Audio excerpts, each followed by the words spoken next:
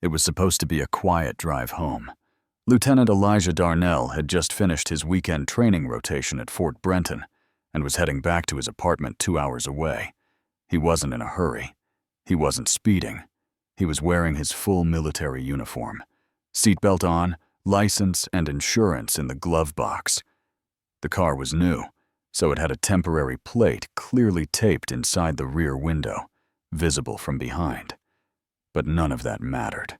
Not to the 2 officers who lit him up on Highway 62 as the sun dipped below the Virginia tree line.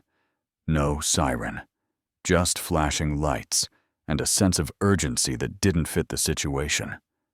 Elijah did what military training had drilled into him: stay calm, stay visible, pull into a well-lit area. He turned on his hazard lights and drove another half-mile to a nearby gas station.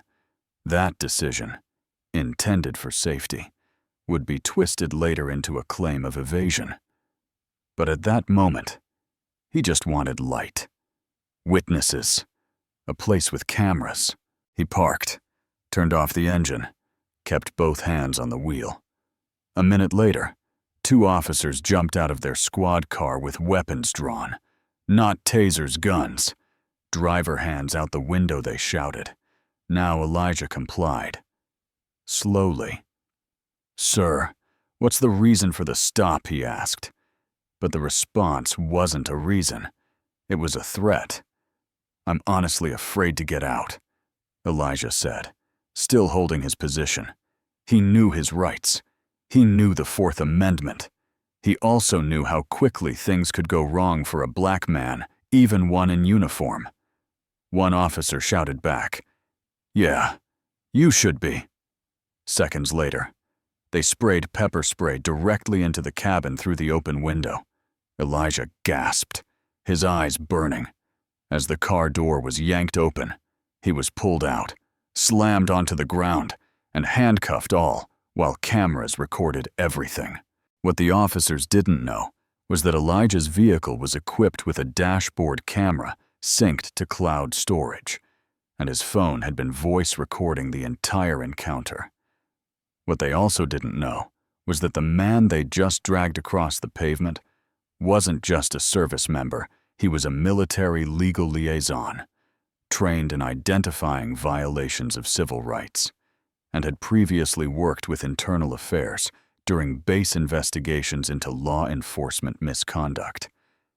They hadn't just targeted someone, they'd triggered a case study, one that would soon go viral, lead to a federal civil rights investigation, and put their Bodycam footage on every screen in America. This wasn't just a traffic stop gone wrong. It was a collision between unchecked power and quiet preparedness. And the moment those cuffs clicked, Elijah wasn't just under arrest, he was recording history. Lieutenant Elijah Darnell had always believed in the rule of law. That belief wasn't just abstract, it was part of his training, part of his life. Born and raised in Charlotte, North Carolina. He was the first in his family to join the military, and the first to earn a college degree. He enlisted right out of high school, served tours overseas, earned commendations, and worked his way into officer school with discipline and quiet resolve. He never chased spotlight or rank for the sake of ego. He served because it gave him structure, and because he genuinely believed he was protecting something worth defending. But nothing in his training prepared him for being treated like a criminal in his own country, while wearing the very uniform that was supposed to symbolize honor. It didn't happen in a war zone. It happened in a gas station parking lot in Windsor, Virginia. In the weeks leading up to the incident, Elijah had just returned from advising a military legal team on issues of qualified immunity and its misuse in civilian law enforcement. He had sat in rooms with attorneys discussing police accountability, drafting sample policy for how to better handle traffic stops involving military personnel. Ironically, one of the scenarios in the workshop had been titled, "What if the driver is in uniform?" The irony would come full circle, brutally, and without warning. On the day of the incident, Elijah had been at Fort Brenton, finishing a 3-day leadership seminar. It was late, and the only reason he drove himself was because his regular rideshare with another officer had fallen through. His new car had temporary tags, clearly taped in the rear window legal, visible, and logged. He made a mental note to visit the DMV that coming week for his permanent plate. The sun had already set when he merged onto Highway 62. The road was quiet. Then the red and blue lights flared behind him. He didn't panic. He simply pulled over safely. His intention to drive to a well-lit station came from instinct, not defiance. He didn't want to be a shadowy figure on the side of a dark road with 2 armed strangers approaching. That's not fear, it's survival logic, especially for black men in America.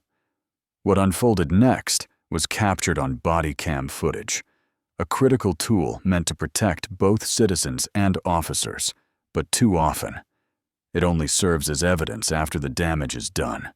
In this case, it showed Elijah complying at every step. Hands up, calm voice, requesting information, asking why. But instead of reason, he got rage. At the station after the arrest, Elijah was processed, booked, and held for nearly 2 hours before being released without charges. No apology, no explanation, just, "You're good to go." His eyes still burned from the spray. His wrists were raw from the cuffs, but his memory sharp. When he got home, he uploaded the dashcam video to a secure drive. He then requested copies of the officer's bodycam footage through a public records request. He knew the law, and more importantly, he knew the procedure. What he didn't expect was the delay. 3 days passed, then 5. No footage, no response. He followed up, then followed up again. Silence. That's when he called Captain Tara Reeves, a former JAG officer turned civil rights attorney. She watched the footage. Her reaction was immediate. "They don't know who you are," she said, "but they're about to." Captain Tara Reeves didn't waste time. Within 24 hours of viewing Elijah's dashcam footage, she had drafted a formal complaint to the Virginia Department of Criminal Justice Services, citing clear evidence of excessive force, racial profiling, and violation of military rights. She also sent a preservation request for all the relevant bodycam footage, dashcam logs, officer incident reports, and dispatch recordings. This wasn't just a bad stop. It was a potential civil rights investigation in the making. Meanwhile, Elijah returned to his duties on base. But something had shifted. For the first time in his life, he felt like the uniform he wore no longer shielded him from suspicion. It made him a target. Fellow officers quietly came up to him. "Saw the video." "Sir, that could have been me," one younger corporal asked. "What do you do when the people who swore to protect you see you as the enemy?" Elijah didn't answer right away, because he didn't know yet. But he was determined to find out. Within a week, the footage from the officers' body-worn cameras was released to the public after media outlets picked up on the story. The video was clear, brutal, and unfiltered.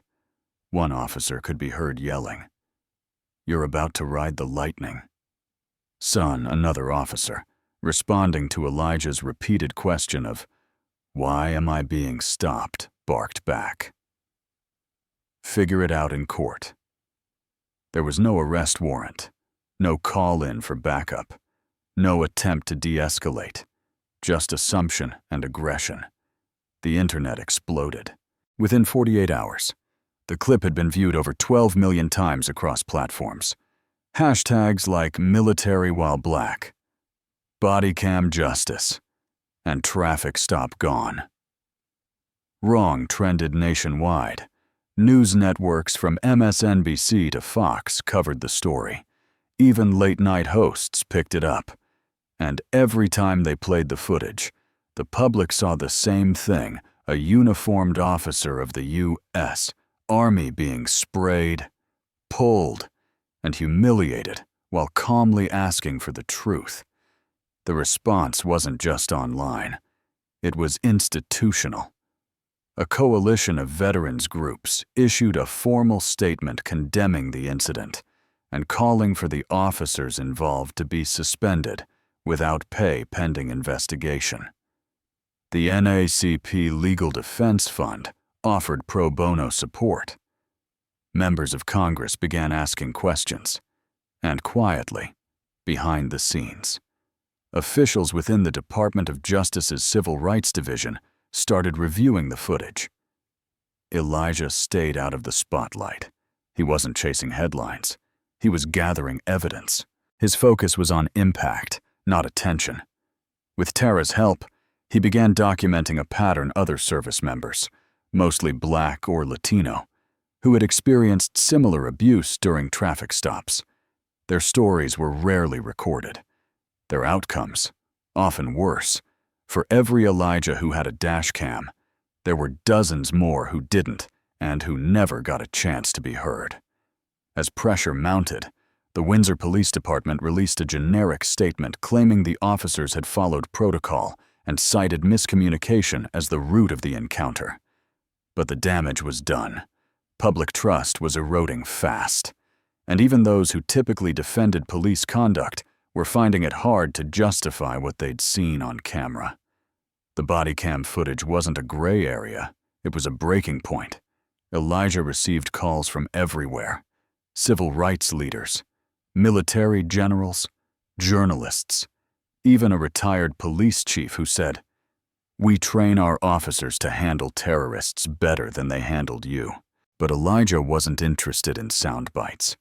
He wanted reform, accountability, systemic correction, not just personal closure. That's when he made his next move. Not a lawsuit, not yet. Instead, he requested a public hearing before the State Commission on Law Enforcement Standards, demanding that all law enforcement officers in Virginia receive updated training on de-escalation, racial bias awareness, and interactions with uniformed personnel. His case wasn't just about him anymore. It was about fixing the system that made what happened to him possible in the first place. And he wasn't done. The hearing room was full. Not with cameras or reporters, those would come later, and with tension. Uniformed officers sat on one side, civil rights attorneys, veterans, and community organizers lined the other. At the center sat Lieutenant Elijah Darnell, composed in a clean dress uniform, the very kind he wore the night two officers tried to tear his dignity from him in a gas station parking lot. This wasn't a court of law yet. It was a public review session held by the Virginia Commission on Law Enforcement Standards, designed to address the growing calls for reform. But the stakes were real, because what happened here would shape policy, funding, training, and reputations. It was the first domino. When Elijah took the microphone, the room went still. He didn't read from a prepared speech. He spoke like a soldier giving a field report. Calm, direct, undeniable. I complied. I asked questions. I did not resist. He began, and yet I was sprayed in the face, dragged from my vehicle, thrown to the ground, and handcuffed, all while wearing the uniform I earned through years of service to this country, all while unarmed, peaceful, and asking for a reason. So he paused, letting that truth settle. What happened to me wasn't an accident. It was a predictable result of a system that doesn't treat every American equally, especially not in a traffic stop, especially not if you look like me. Screens behind him played synced Bodycam footage, and dashcam video. The committee watched as Elijah was blinded by pepper spray while calmly asking, "What did I do wrong?" They saw the officer yelling, "You're about to ride the lightning," a slang reference for being tased. The footage had no cuts, no edits, no ambiguity. It was a traffic stop gone wrong, recorded in real time. After the presentation, questions came hard and fast from skeptics, from defenders of the status quo, from community members who had been waiting for someone to say it out loud. "Lieutenant, some argue that your decision to drive to a gas station before stopping could be seen as evasion." Elijah didn't blink. "I'm trained to protect myself and the people I serve with. In dark conditions, we're taught to find visibility. That's basic military procedure, and it's in the Army manual. I wasn't running, I was being responsible." Another panelist asked, "Do you believe this was racially motivated?" "I believe if I looked different, I would have been spoken to, not shouted at, asked questions, not sprayed, treated with caution, not contempt. That's racial profiling, whether it's written in the manual or not." The hearing made national news within hours. It wasn't just the visuals, it was Elijah's clarity. His voice didn't shake. He didn't rant or accuse wildly. He simply laid down legal exposure, policy violations, and lived experience like a well-planned operation. But outside that room, the pressure intensified. That same evening, the Bodycam footage was aired on every major network. Elijah's quiet composure, the officer's aggression, and the brutal clarity of the moment lit up the national conversation. This wasn't a shouting match on a street corner. It was a legal, documented humiliation of a military officer in uniform. Viewers weren't just outraged, they were unsettled, because it confirmed what many feared and others denied. Military rights don't always matter when you're black. Within 2 hours, the Department of Justice announced a preliminary civil rights investigation into the incident. The officers involved, Sergeant Kyle Treadwell and Officer Mason Rourke, were placed on administrative leave. But the fallout didn't stop there. A whistleblower from within the Windsor Police Department leaked internal emails. In them, Rourke had used language describing pulling over sketchy types and joked about soft compliance from uniformed black drivers. One email even referenced Elijah by name. "This guy was too calm. I don't trust that." The story cracked wide open. Major civil rights organizations filed amicus briefs in Elijah's support. Retired generals spoke out. The Pentagon issued a rare statement reaffirming that all service members, regardless of rank or race, deserved dignity and due process under the law. The phrase "police abuse of military personnel" became a trending topic across social media, and not in a way any department wanted. The City Council of Windsor convened an emergency meeting. Protesters gathered outside the municipal building holding signs that read, "He wore the uniform, they wore the hate, and Bodycam footage doesn't lie. You do." Across town, Elijah stayed quiet, focused. With Tara Reeves and a small legal team, he filed a federal lawsuit, not just for damages but for reform.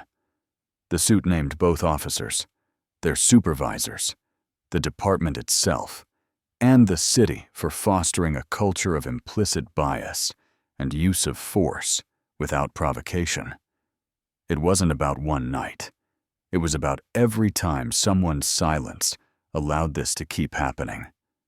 During depositions, more disturbing details emerged.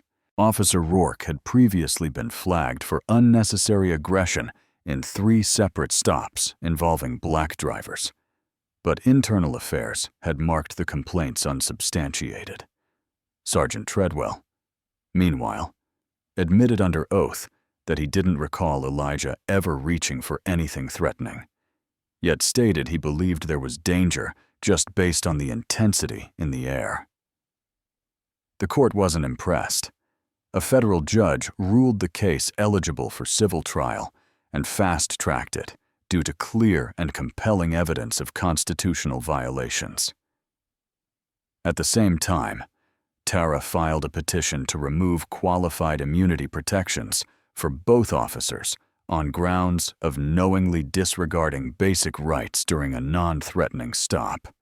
Suddenly, the officers who once held the power were on the defensive publicly, legally, and morally. Their reputations cracked, their records exposed, their excuses shredded under the weight of footage, facts, and federal scrutiny. And through it all, Elijah never raised his voice. He just kept showing the tape. The courtroom was silent when Elijah Darnell took the stand. Not because of fear, but because by now, the nation knew who he was.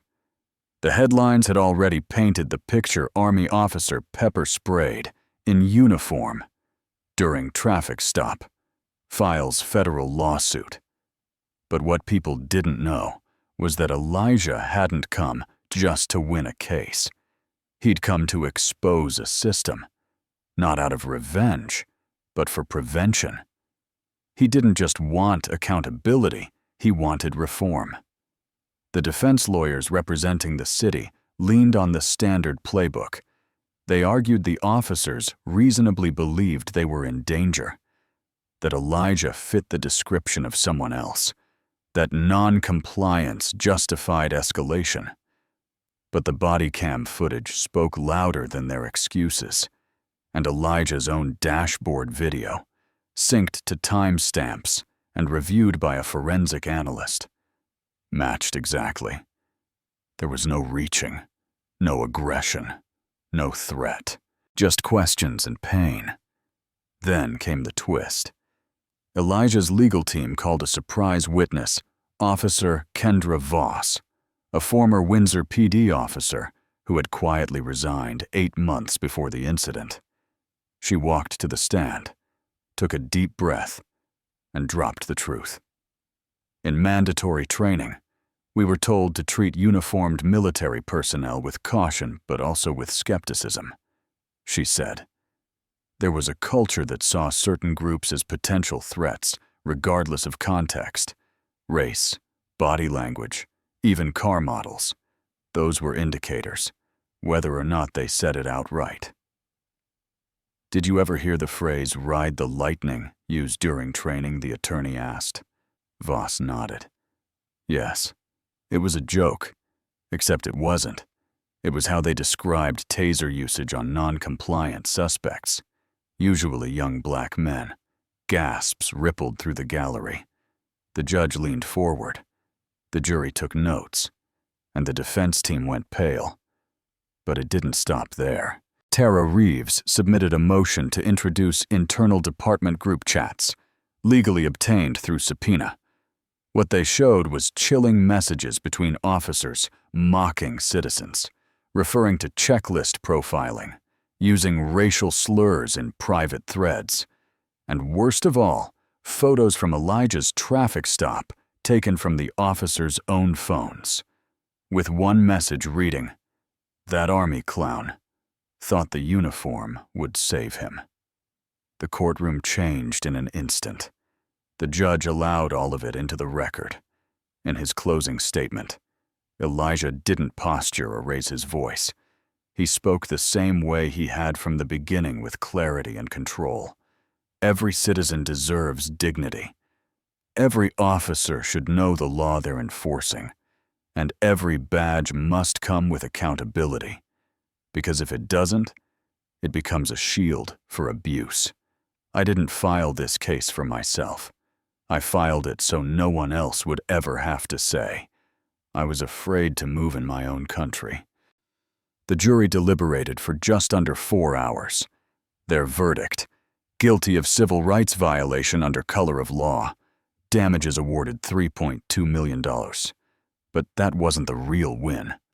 The judge issued an extraordinary order, a binding injunction requiring the city of Windsor to implement mandatory retraining for all officers on racial bias, de-escalation, and military traffic protocols within 90 days. A permanent civilian oversight board was established, and a clause was added requiring all Bodycam footage to be automatically uploaded to an external cloud system, with public access after redaction.